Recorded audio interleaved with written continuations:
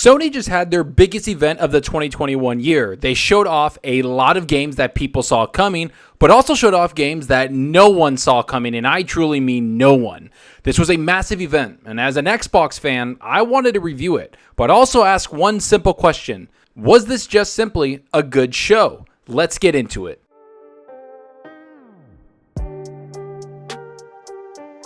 Hey everyone, thanks for stopping by and checking out the video. Remember to hit that subscribe button and that like button. The support is greatly appreciated. And if you want to be notified on future content, make sure to hit that small little bell icon. It helps out the channel a lot.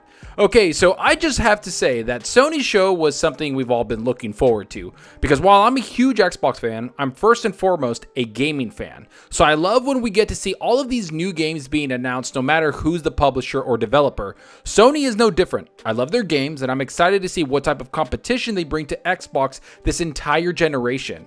With that said, I have to admit, Sony came out swinging.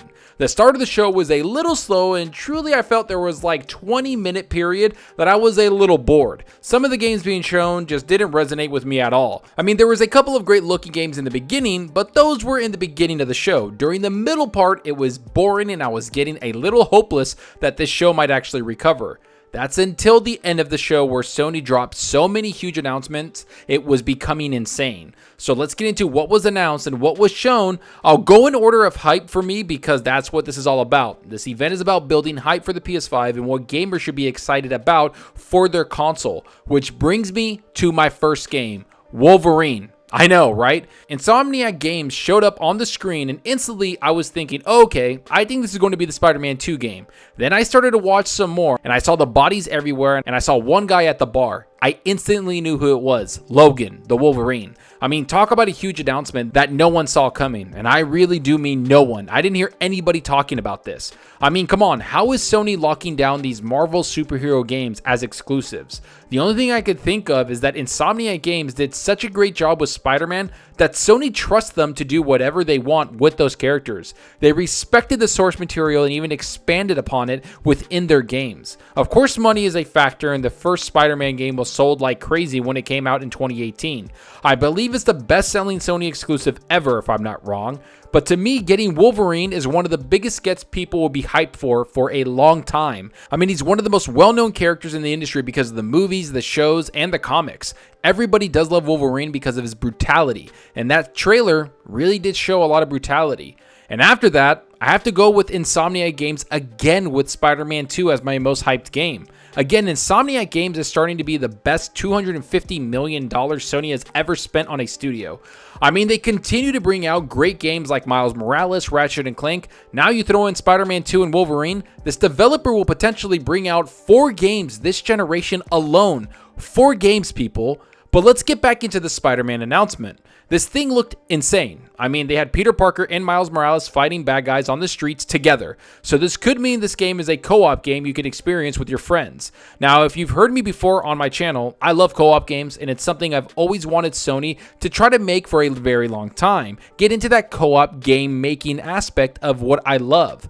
But that wasn't the biggest thing that stood out to me. It was the voiceover I kept hearing because I knew they were building up to Venom. This is debatably one of Spider-Man's biggest villains and one of his most popular villains. And I have a feeling that this is going to be a massive graphical showpiece for the PS5 when it releases in 2023. And to be honest, as a massive comic book fan, I'm a little impressed with the amount of comic book games PlayStation is locking down as exclusives. They have 2 of the biggest comic book characters locked down this generation in Wolverine and Spider-Man. That's a huge get for them, and I'm not going to sugarcoat this.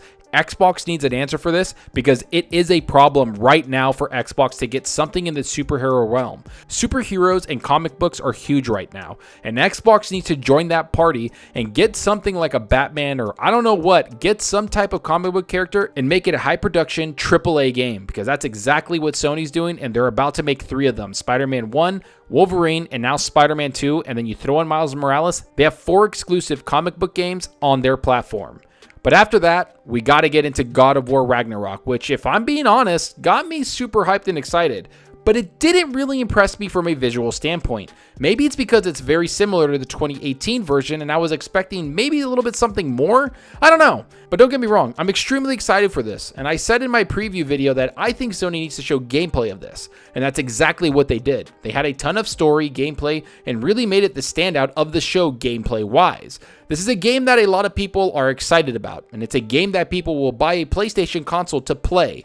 Me being one of those people, I would buy a PlayStation 5 to play God of War. I love God of War. It's one of my favorite franchises of all time in all of gaming. I truly adore it. But I could see that they used a lot of the same assets and gameplay mechanics from the 2018 version. Am I happy to get more of that? Of course. But it still didn't really wow me like it did back in 2016 when they first revealed it. Maybe because it's been done before, I don't know really. Either way, this is going to be one of the biggest games of 2022 and I can't wait to play it, especially since they showed gameplay. I have a feeling this will release in 2022 now that they've put that forward. I put in my previous video that if they don't show gameplay, this will be a 2023 game without a doubt. So I'm glad they showed a bunch of gameplay. Next up is one of the biggest surprises, which is Star Wars Knights of the Old Republic Remake. This is going to be a timed console exclusive apparently, so it's going to come to PS5 and PC. Luckily, I have everything, so I won't be missing out on any of these games that are announced. And you better be sure I'll be playing this on my PC. KOTOR is one of the best Star Wars games ever made. There's no debating that. So for Sony to lock this down is a huge move by them, because I have a feeling this will be a massive game seller. Gamers have been asking for this game for a very long time, me being one of them.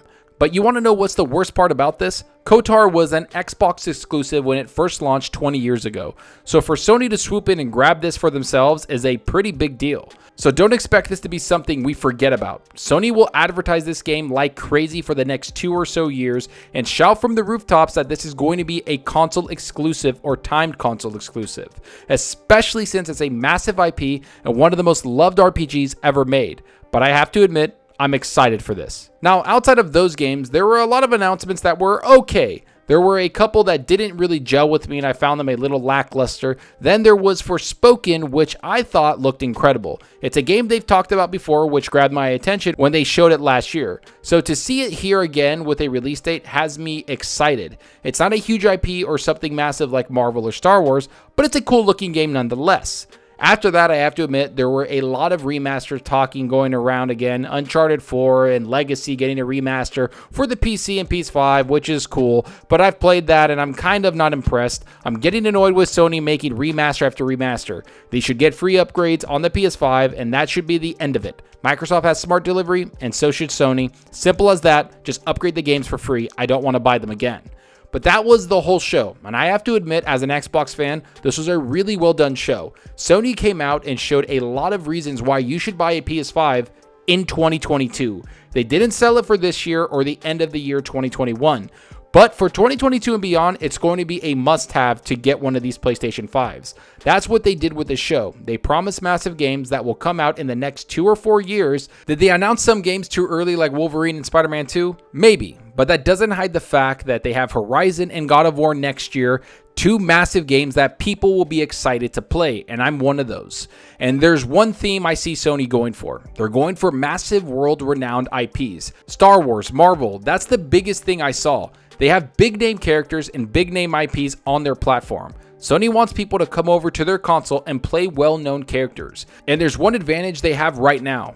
Their first-party games are also well-known because they launched last generation to critical acclaim. God of War, Spider-Man, Horizon, Last of Us, Ghost of Tsushima, games that people absolutely adored. So not only do they have great first-party IP they own, but they also have the third-party big names they've locked down. It's a great strategy, and I have a feeling it's going to pay off huge for them this generation, especially with these comic book games. I'm extremely impressed. So yes, Sony had an amazing show, and it was carried by massive IPs that Xbox just can't seem to lock down. Marvel being the biggest one. Let's hope they get into that superhero space, because man oh man, Sony's running away with it. But enough of what I think of this event. Tell me what you think about it. Were you shocked by Wolverine? Does God of War look a little too familiar? Is Insomniac the best developer Sony has right now? What games impressed you the most? Are you annoyed with all the remasters that are going around? Do you want something new? Is Star Wars going to be that big of a game for PlayStation to lock down? Go down below and let me know. And I hope you enjoyed the video, and if you did, please hit that subscribe button and that like button. The support helps out the channel more than you know. And give me a follow on Twitter at Zalker87. I'm always on there talking games and sharing my latest videos. Plus, I love interacting with everyone there, so get on Twitter and let's talk about gaming. Also, follow me on Xbox Live. My gamertag is Zalker87, just like my channel name. See what games I'm playing, and let's compete in achievements for the month. So you might have heard the dog barking in the background. That's my dog. She's being kind of awesome. She's protecting the fort, as we say. So, you know, I hope you enjoyed her little barks in the background. She's pretty cute. But I gotta say that this show was great, and what I've been playing lately is a lot of Assassin's Creed, a lot of Aliens with Shady, so I'm having a lot of fun with that. Playing with a buddy is great, and playing with another friend when you have 3 is even better. So that game has really been taking up a lot of my time. I'm having a great time with it. It's just a lot of fun, and I've been playing a lot of Diablo 3. I know, kind of weird. I'm kind of getting ready for Diablo 2 because I love Diablo, and it's one of my favorite games, and Blizzard used to be one of my favorite developers, so I'm looking forward to Resurrection, so I've been jumping into Diablo 3 for a lot of fun. But most of all, I've been playing Aliens. And let me know what you're playing. Are you playing something on your PS5? Are you playing something on your Xbox Series X? Or are you playing something on your PC? Let me know down below, because that's what we're here for, so talk games. And that's all for now. Thanks for watching, and until next time, remember, enjoy your gaming. Later.